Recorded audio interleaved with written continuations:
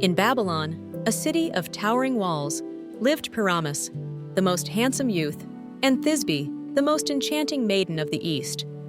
Their houses were adjacent, separated only by a common wall.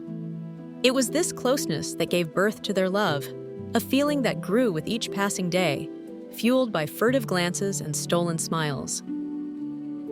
Their families, however, harbored an ancient hostilities and firmly opposed their union. The love of Pyramus and Thisbe was destined to remain a secret, a flame that burned in the shadows, confided only to the silent wall that divided them. They discovered a small crack in the wall, a secret passage for their voices. There, for hours, they exchanged words of love and whispered promises. "Cruel wall," they would say, "why do you stand in the way of our love? At least let our lips join in a kiss." Tired of their confinement, one night they made a desperate decision. They would defy the will of their families and flee together, far from Babylon, to seek a place where their love could finally flourish freely. They arranged to meet outside the city, at the tomb of King Ninus, in the shade of a tall mulberry tree laden with berries as white as pearls, near a clear spring. That would be the starting point of their new life. Thisbe, the more daring of the two, arrived first. As she waited for her beloved, a chilling roar tore through the silence of the night. A lioness, her jaws stained with the blood of a recent kill, approached the spring to quench her thirst. Terrified, Thisbe ran to take refuge in a dark cave, but in her flight, her veil slipped from her shoulders and fell to the ground. The lioness, after drinking, found the delicate fabric and, before returning to the forest, tore it with her bloodied jaws. Shortly after, Pyramus arrived. He saw the beast's tracks in the sand, and then, with horror, he recognized Thisbe's veil, torn and soaked in blood. His heart stopped. He had no doubt. His beloved had been mauled to death. "This same night will see the death of two lovers," he cried, his voice broken with grief. "I will follow you." He drew the sword he carried at his side and plunged it into his chest, collapsing at the foot of the mulberry tree. His blood sprayed the white berries, staining them forever a deep purple. Thisbe cautiously emerged from her hiding place. When she saw Pyramus's body and the still warm sword, she understood the terrible truth. "Your own hand and your love have killed you," she whispered, weeping. She took the sword and, with a final kiss, pierced herself, joining him in death. The gods, moved by their plight, willed that the fruit of the mulberry tree should forever bear the color of mourning, a testament to a love so great and so unfortunate. Now, let's review the text together to understand some important phrases and improve your English. The story is set in Babylon, a city with very tall walls. Pyramus was a young man. He was the most handsome, beautiful boy in his country. Thisbe was a young woman. She was the most beautiful girl in the East. Their houses were next to each other, adjacent. A wall separated the two houses. Because their houses were so close, they started to love each other. Their love grew, got bigger every day. They could only show their love with quick looks, furtive glances, and secret smiles, stolen smiles. Their families did not like each other. They had an ancient hostility, which means they had been enemies for a long time. Because of this, the parents firmly opposed, said no strongly, to their marriage. Pyramus and Thisbe could not be together. The love between Pyramus and Thisbe had to be a secret. Their love was like a flame that burned in the shadows. This means their love was strong, but they had to hide it. They could only tell their secrets and their love to the wall that separated their houses. The wall was the only silent friend who knew their feelings. The young couple found a small crack, a tiny hole, in the wall. This crack became a secret passage for their voices. They could talk to each other through the hole. They stayed there for hours, talking about their love and making secret promises, whispered promises. They spoke to the wall, calling it cruel wall. They asked the wall, "Why do you stand in the way, block, of our love?" They were very sad because they wanted to join their lips in a kiss, but the wall stopped them. Pyramus and Thisbe were tired. very bored and sad, of being confined, kept separate and locked up.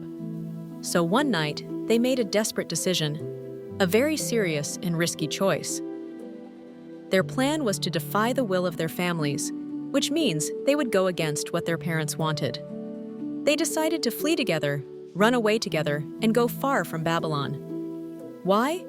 To find a new place where their love could finally flourish freely, where their love could grow strong and be free.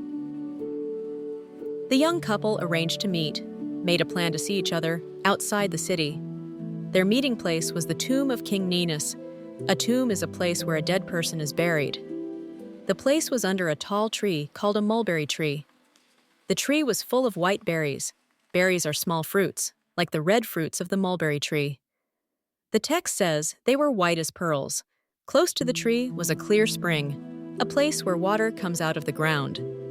This place would be the starting point of their new life, where their new free life would begin. Thisbe arrived at the meeting spot first. The text says she was the more daring, braver of the two. She waited for Pyramus. Suddenly, she heard a chilling roar, a scary, loud sound. The roar tore through the silence of the night. A lioness, a female lion, was coming. The lioness's jaws were stained with blood.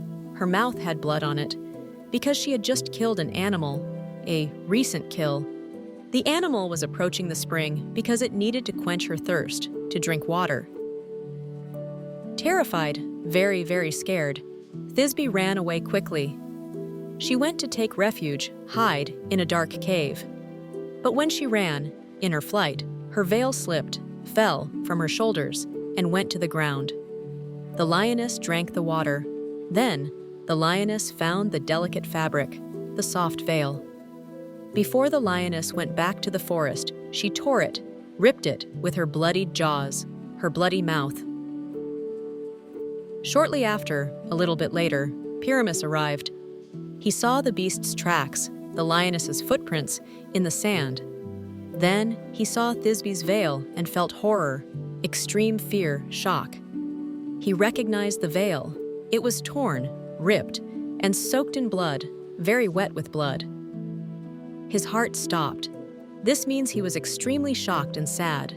He had no doubt, he was completely sure, that his beloved, his love, Thisbe, had been mauled to death, killed and badly hurt by the animal.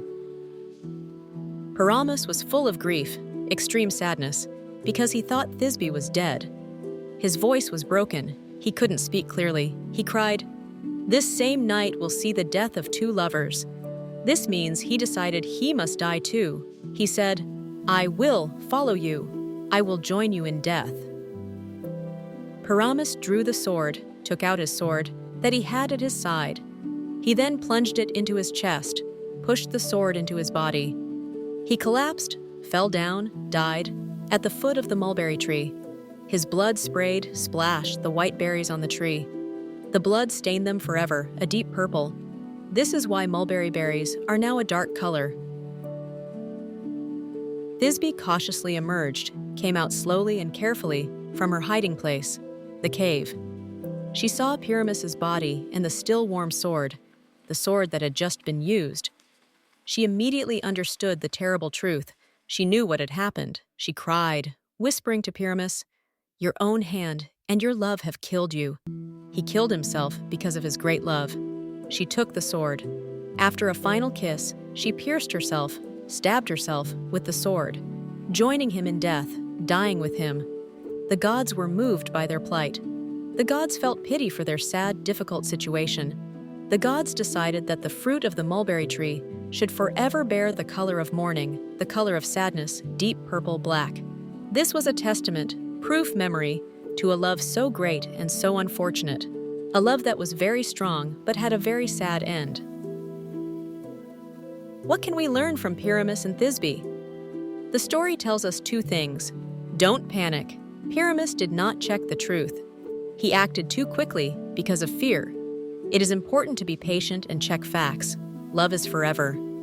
The parents tried to stop their love, but Pyramus and Thisbe died together. The gods changed the mulberry tree's berries to dark purple, so we never forget their strong, tragic love. This sad story is very famous and helped create the tale of Romeo and Juliet. Thank you for watching and learning with us.